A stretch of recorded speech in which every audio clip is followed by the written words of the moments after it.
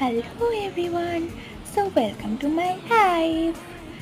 জানোই তো কদিন ধরে কতটা বৃষ্টি পড়ছে। বৃষ্টিতে এনাদেরকে দেখো মহান তবিয়ত ওনারা আড্ডা মারছেন, খেলা করছেন আমাদের এখানে।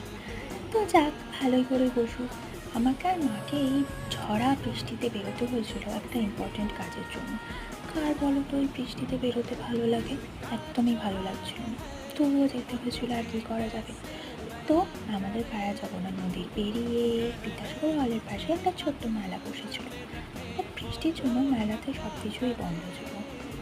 এই যে চলে এসেছি সাইবার ক্যাফেতে, ছোট্ট কাজটা মিটিয়ে বেরিয়ে দেখি বাইরে একটা ঘুটি গরম বসেছে।